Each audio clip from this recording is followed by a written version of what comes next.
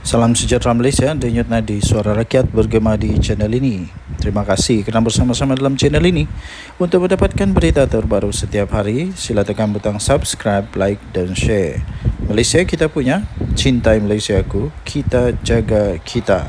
Sila tekan butang subscribe, like dan Salam sejahtera Malaysia, denyut nadi suara rakyat bergema di channel ini. Najib Razak kalah di mahkamah dan bakal bankrupt bersama dengan anak dia. Kesian Najib. Sudah jatuh di timpa tangga. Sudah jatuh di timpa tangga. Apa boleh buat, inilah kehidupan dia. Jadi mahkamah mengumumkan keputusan menolak permohonan Najib Razak dan anak untuk menangguhkan prosiding bankrupt. Kalau Najib bankrupt, anak dia bankrupt, dua-dua bankrupt, memang sudah punah segala harapan. Tidak ada lagi harapan. Jadi sebenarnya walaupun Najib Razak terlepas daripada mana-mana hukuman penjara kerana kes jenayah, pecah amanah, salah guna kuasa, pengubahan wang haram, tapi kalau dia kalah juga dalam kes kebankrupan ini, dia tetap tak ada apa-apa, tidak boleh bertanding, tidak boleh memegang jawatan, tidak boleh dan tidak boleh. Jadi sama juga kan. Mahkamah tolak permohonan Najib dan anak tangguh prosiding bankrupt. Sah, kalah lah ni. Sudah kalah di mahkamah.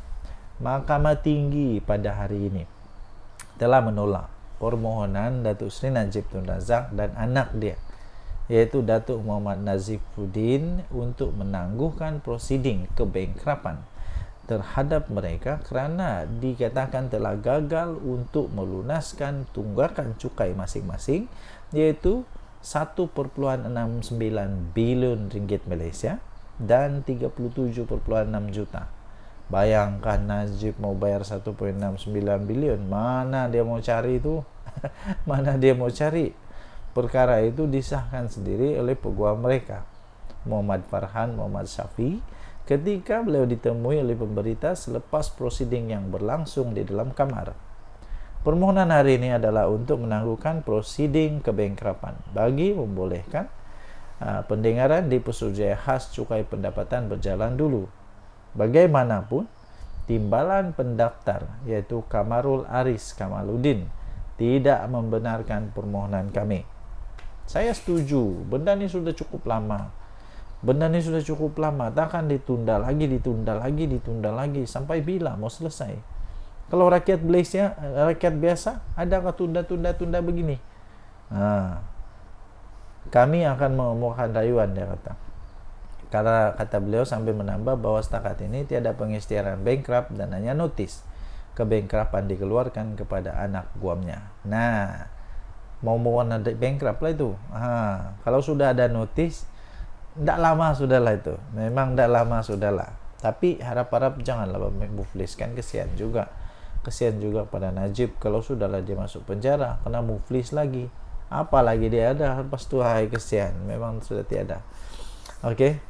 16 Oktober 2023 yang lalu, Mahkamah Persekutuan telah memutuskan bahawa kedua-dua anak beranak itu perlu melunaskan cukai tertunggak selepas menolak rayuan untuk membatalkan keputusan Mahkamah Tinggi terhadap mereka. Najib dan anak lelakinya merayu terhadap keputusan Mahkamah Tinggi yang membenarkan permohonan daripada LSDN untuk memasukkan penghakiman terus. Maksudnya tidak ada terus, ada keputusan penghakiman terus dalam kes tunggakan cukai terhadap mereka. Penghakiman terus ini ialah apabila mahkamah memutuskan kes tertentu melalui hujahan tanpa mendengar keterangan daripada saksi dalam perbicaraan.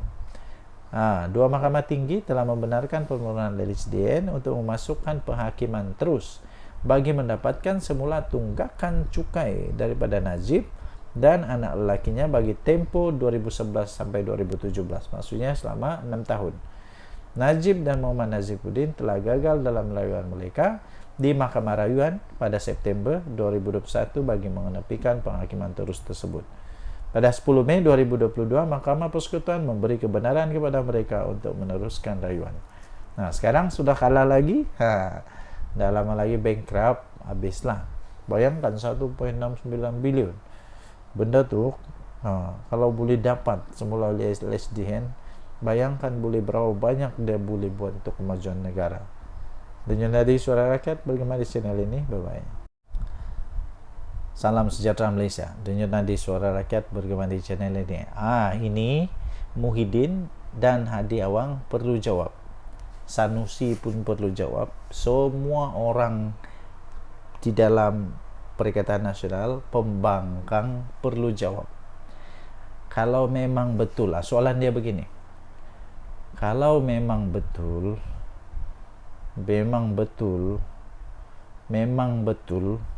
Perikatan Nasional mau memberhentikan amalan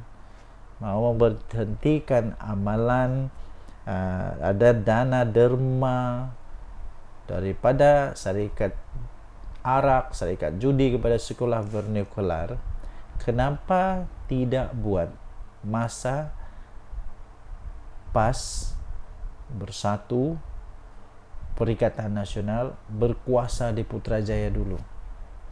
Kenapa waktu jadi kerajaan tidak pula mau berusaha untuk hentikan ini?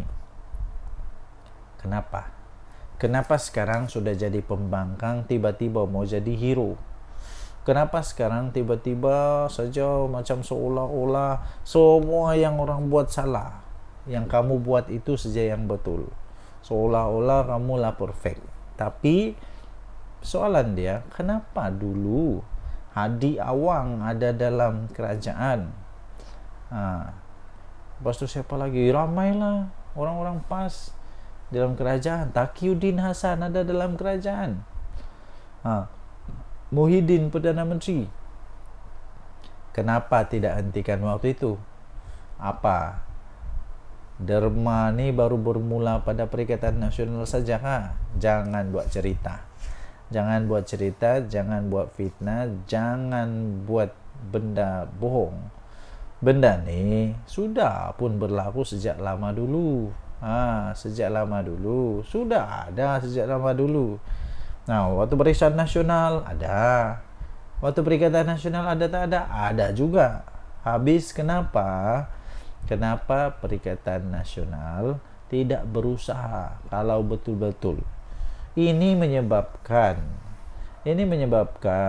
kelihatan seperti Perikatan Nasional ini betul-betul parti yang menunggang saja, yang menjadikan isu-isu yang taklah isu sangat, bukan isu sekarang dijadikan isu sekarang. Isu dari dulu tiba-tiba seolah-olah muncul hanya pada sekarang. Begitu. Nah, jadi lebih baik berhentilah buat ini, sebab ini hanya menampakkan kamu seolah-olah memang betul penunggang kepada isu ini saja. Lebih baiklah cari isu yang betul-betul ngam, isu yang dapat membangun negara, bukan isu yang tidak perlu pun dipolitikkan, dijadikan hal politik. Akhirnya perpecahan nanti bakal berlaku. Ini saya pikir ramai orang yang menghantar anak-anak ke sekolah Cina akan terguris hati, kerana hanya mereka yang faham apa situasi anak mereka di sana, apa situasi sekolah-sekolah vernikular ini. Jadi Anda tinggalkan komen apa pendapat Anda. Kenapa mereka tidak mahu untuk berusaha menghentikan pada waktu mereka berkuasa, jadi Perdana Menteri, jadi Menteri-Menteri, jadi macam-macam jadilah. Kenapa baru sekarang baru mau jadi hero? Tinggalkan komen. Denyut nadi Suara Rakyat bergema di channel ini. Jangan lupa tekan butang subscribe, like dan share. Bye bye. Salam sejahtera Malaysia. Denyut nadi Suara Rakyat bergema di channel ini. Okey, tuan-tuan dan puan-puan yang dihormati sekalian, isu sekarang yang paling panas di Malaysia adalah isu tentang dana syarikat arak kepada sekolah vernikular. Bisinglah seluruh dunia, bisinglah walaun tit, bisinglah semua. Tapi tahukah Anda, dana syarikat arak kepada sekolah vernikular ini sebenarnya diamalkan oleh kerajaan yang terdulu-dulu lagi pun, bukan daripada Pakatan Harapan. Jangan salah. Ini bukan berlaku pada Pakatan Harapan baru. Bukannya Datuk Seri Anwar Ibrahim DAP jadi kerajaan baru semua perkara ini ada, tak ada. Benda ni sudah ada sejak dari dulu lagi. Zaman Muhyiddin jadi Perdana Menteri ada. Zaman Hadi Awang di kerajaan ada. Zaman PAS dalam kerajaan ada. Jadi entah kenapa sekarang seolah-olah benda ni adalah benda yang dibawa dicipta oleh kerajaan Madani ini. Jangan, tak ada. Jangan pandai-pandai cipta fitnah. Naib Presiden UMNO Datuk Seri Muhammad Khalil Nordin menegaskan bahawa tiada yang tidak kena dengan tindakan sekolah vernakular menerima dana sumbangan syarikat minuman keras dan judi. Ini kerana katanya amalan itu sebenarnya sudah pun dilaksanakan sejak kerajaan terdahulu lagi, termasuk kerajaan yang diterajui oleh Barisan Nasional dan Perikatan Nasional. Inilah yang saya pelik nih. Bila waktu Perikatan Nasional semuanya tak ada dosa tau. Memang hebat betul. Seolah-olah memang perfect. Tapi waktu orang keluarlah ini haram lah apalah, semua benda keluar. Tapi zaman dia tak ada yang haram. Tegasnya, wang kerajaan yang diperolehi daripada hasil aktiviti perjudian dan arak tidak disumbangkan kepada masjid. Sebaliknya, ia akan disumbangkan kepada tokong dan sekolah vernakular. Jadi beliau berkata, soal syarikat arak, syarikat judi, menyumbang kepada sekolah vernakular ini sebenarnya itu sudah diamalkan daripada dulu lagi. Sebab kita berpendapat duit kerajaan hasil judi dan arak jangan kita guna untuk sumbang ke masjid. Jadi kita beri kepada tokong, kita beri kepada sekolah vernakular, dan itulah amalan yang diteruskan oleh kerajaan sekarang. Entah zaman Muhyiddin mungkin dia tidak buat kot. Cobalah tanya Muhyiddin, zaman dia ada buatkah benda tu? Beliau yang juga Menteri Pertahanan berkata demikian kepada media selepas merasmikan mesyuarat perwakilan UMNO bahagian Gombak di Kompleks Lincah Mahaguru Omardin KLMO di sini hari ini.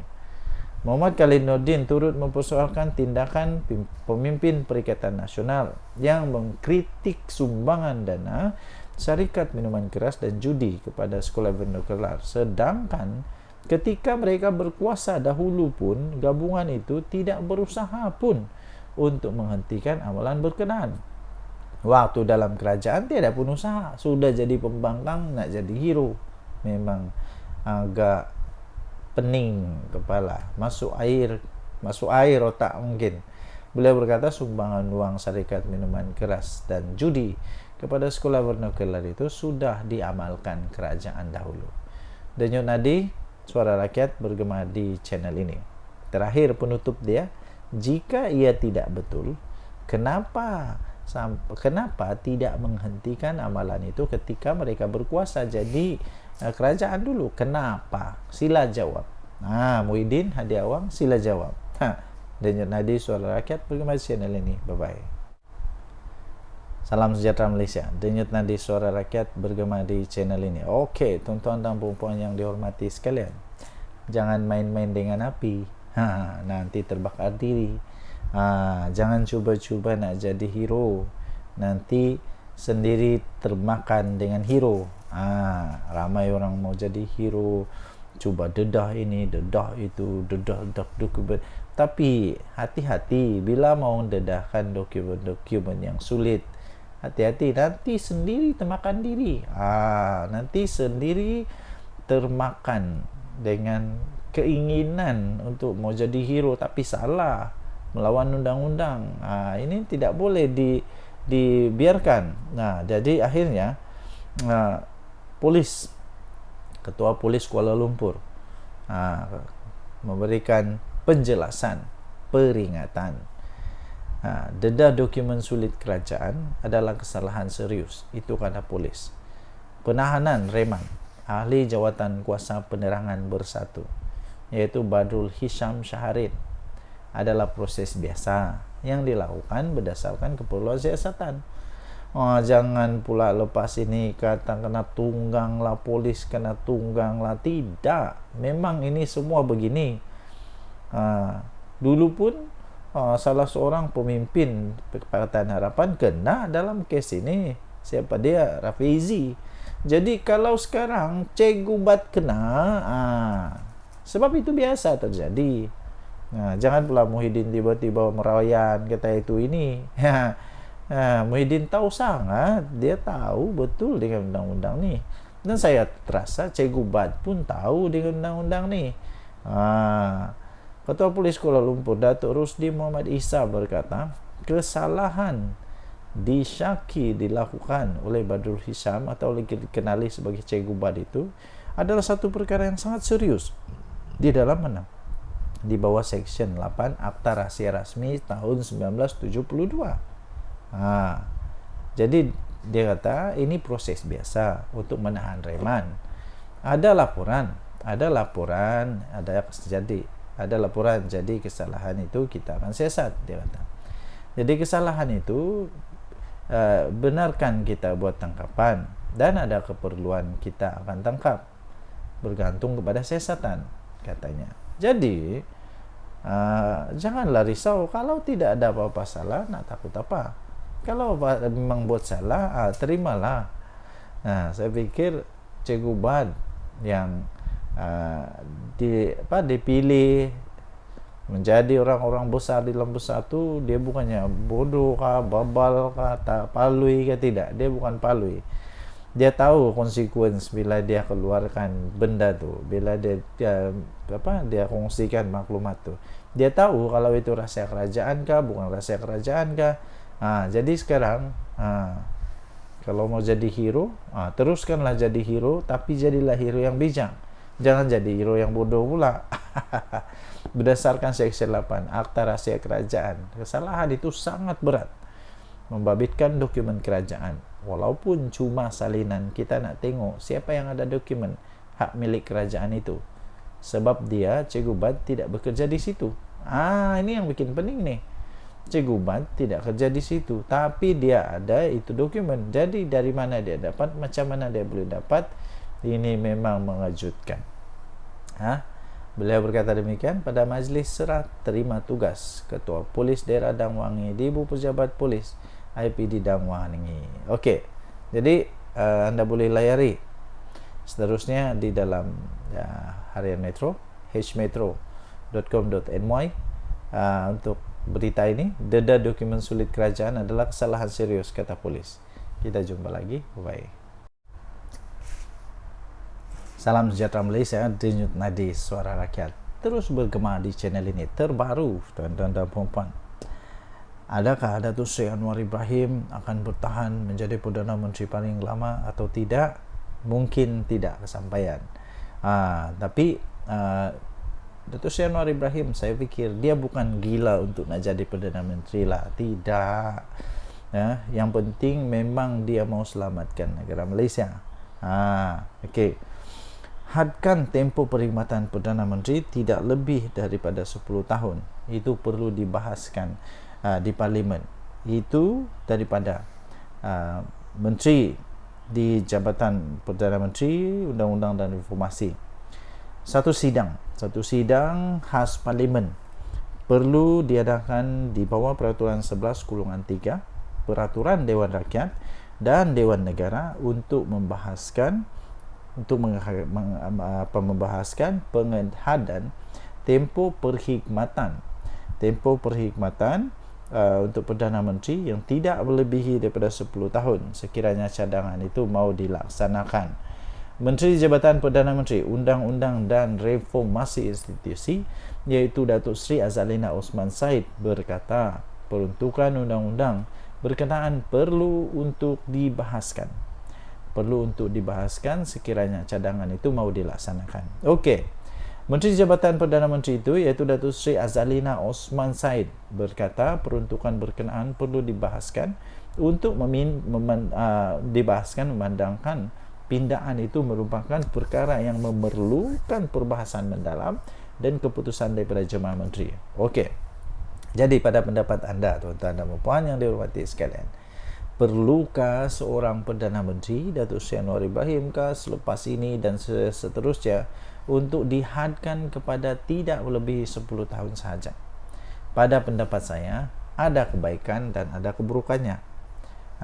Kebaikannya ialah dapat lama dia untuk merancang strategi membangun negara.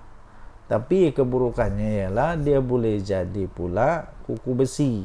Dia boleh jadi pula terlampau banyak betul dia buat sampai orang lain tidak boleh buat apa-apa. Jadi kita boleh nampak lah. Kita boleh nampak apa yang terjadi kepada Datuk Tun Mahathir. Dia jadi Perdana Menteri paling lama tau. Paling lama. Kemudian Datuk Seri Anwar Ibrahim ganti setelah sepatutnya Datuk Seri Anwar Ibrahim patut ganti dia, tapi pun tidak ganti-ganti. Jadi perlukah? Kalau perlu untuk hadkan 10 tahun, maksudnya tidak ada pilihan untuk Datuk Seri Anwar Ibrahim, iaitu pada panggal kedua dia menjadi Perdana Menteri dan masuk panggal ketiga. Pada panggal ketiga dia wajib untuk diberhentikan ataupun berhenti daripada jadi Perdana Menteri. Tidak ada pilihan. Okey, jadi semua orang ada pendapat masing-masing, tapi pada pendapat saya neutral. Jadi pun okey, tak jadi pun okey, tiada masalah. Sebab Datuk Seri Anwar Ibrahim bukan pakcik saya. bukan pakcik saya, bukan makcik saya, bukan datuk saya, bukan.